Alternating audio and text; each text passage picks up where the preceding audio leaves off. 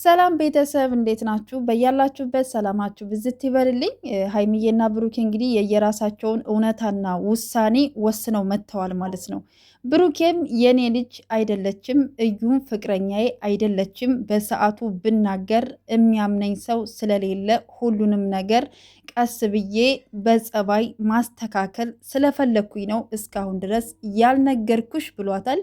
ቅመምዬም እንግዲህ እስካሁን ድረስ እውነት ነው ብለህ ተቀብለሃን፣ ከዚህ በኋላ የኔና ያንተ ጉዳይ አብቅቷል፣ ፍቅር የሚባል ነገር የለም ብላ ተናግራለች። እውነት ወይስ ሐሰት? ቤተሰብ እናንተ ጥያቄውን ለእናንተ ልተውላችሁ ማለት ነው። በመጀመሪያ ብሩኬ ልጅ እንደሌለው እዩም ደግሞ ፍቅረኛው እንዳልሆነች ለስራ እንደመጣች እንግዲህ ስንናገር ቆይተናን እየተከራከርንም ነበረ። ብሩኬ ልጅ የሚባል የለውም፣ አለቀ ነገሩ። ልጅቷም ለስራ እንደመጣች እናውቃለን። ሀይሚዬም እንግዲህ ብሩኬ ትናንትና ራሱ ማለት ነው ትናንትና በጣም ብዙ ኮሜንቶች በቃ የራስሽን ህይወት ኑሪ፣ ብሩኬ አይሆንሽም፣ ብሩኬ እንደዚህ ነው እየተባለ በጣም ብዙ ነገሮች እያየን ነበረ። እሱ ነገር ግን ዛሬ ተሰርቶ መጥቷል። ሰምታችኋል። እኔ ያየሁትን ነው የተናገርኩት። ዋሻው እንደ ቤተሰብ። ስለዚህ ሀይሚዬና ብሩኬ ትልቁ ነገር እናንተ ሁለታችሁ ብቻ ስለመጣችሁ ደስ ብሎኛል። እየተጨቃጨቃችሁም እየተጠፋጠፋችሁም ብትመጡ ችግር የለውም። እናንተ ሁለታችሁ ብቻ ነው። ዛሬ በቃ ብላችኋል። ነገም ድጋሚ ስለምትመጡ ችግር የለውም፣ እንችለዋለን። ብቻ እናንተ ሁለታችሁ እየተጨቃጨቃችሁ ነው። ቶሎ ወደ ድራማው ወይም ደግሞ ወደ ቪዲዮ ስንገባ በዛሬው ቪዲዮ ላይ እንግዲህ ምን ተማርን መሰላችሁ? ብሩኬ መዘግየቱ፣ አለመናገሩ፣ ችላ ማለቱ፣ በራሱ መንገድ ነገሮችን ለማስተካከል ብሎ አለመናገሩ ግን ዋጋ ያስከፍለዋል።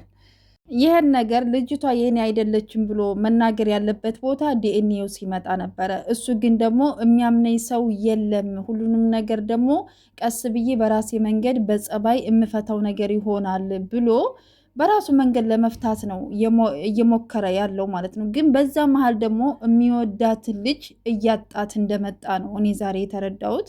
እንግዲህ ሀይሚዬ በቃ ከዚህ በኋላ አልፈልግም፣ ምንም ነገር እየተዋሸሁም እየተከዳውም ከዚህ በኋላ መኖር አልፈልግም ብላ ነው የተናገረችው። እና አንዳንድ ጊዜ መዘግየትም ዋጋ ያስከፍላል፣ አለመናገር ዋጋ ያስከፍላል። በነገራችን ላይ ለምትወዱት ሰው ሁል ጊዜም ውስጣችሁ የሚሰማችሁን ነገር ወይም ደግሞ ማድረግ የምትፈልጉትን ነገር በግልጽ ካልተናገራችሁ በራሳችሁ መንገድ ብቻ ለማስተካከል ወይም ደግሞ ለማድረግ ስትሄዱ የምትወዱትን ሰው ታጣላችሁ ማለት ነው።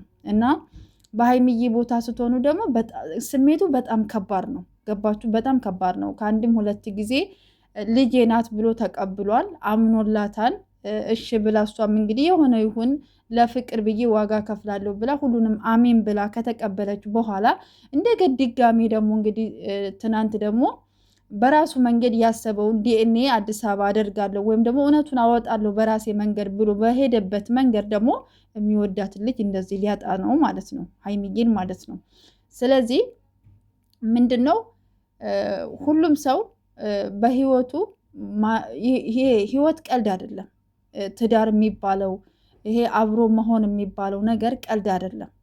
ፍቅርም ይሁን ትዳርም ይሁን ጓደኝነትም ይሁን ግልጽ ሆናችሁ ስትነጋገሩ ነው እንጂ በራሳችሁ መንገድ እየደበቃችሁ አስኬደዋለሁ አስተካክላለሁ ስትሉ የሆነ ሰዓት ላይ እንትን ይልና ህይወታችሁ ይበላሽባችኋል።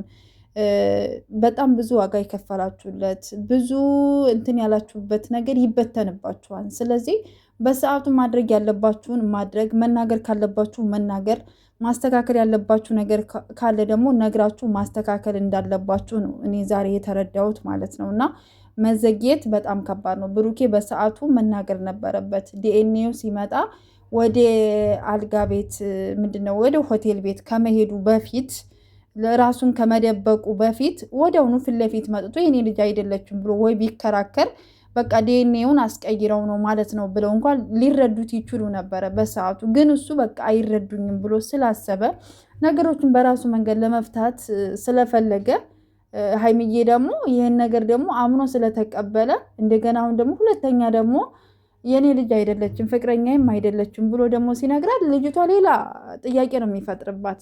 ስለዚህ ሀይሚዬና ብሩኬ እንግዲህ ስራውን ለመቀየር ፈልጋችሁ እንደሆነ አናቅም፣ ግን በዛም ዙሮ በዚህም ሀይሚዬና ብሩኬ መቼም አይለያዩም፣ ሊለያዩም አይችሉም። ግን አንድ ነገር የምላችሁ ነገር ስራ ስትሰሩ የምትናገሩትን ቃላት አስተካክሉ እባካችሁ። በቃ ለምታወጡት ቃል በጣም ተጠንቀቁ። ምክንያቱም ይሄ ቪዲዮ ለታሪክ የሚቀመጥ ቪዲዮ ነው። በቃ ማለት ነው። ይሄ ቪዲዮ ለታሪክ ይቀመጣል። ነገ ልጆቻችሁ ያዩታል። እኛን ለማሳመን ተመልካችን ለማሳመን ብላችሁ የምታወጡት ቃል ደስ አይልም። የሆነ በቃ አለ አይደለ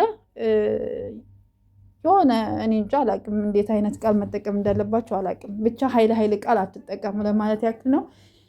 እና ሀይሚዬና ብሩኬ እንግዲህ ፈጣሪ ከእናንተ ጋር ይሁን። እንግዲህ ነገሮች በቅርቡ ተስተካክለው እንግዲህ አንድ ትሆናላችሁ። እናንተ መቼም እንደማትለያዩ እናውቃለን። ስለዚህ ችግር የለውም ማለት ነው።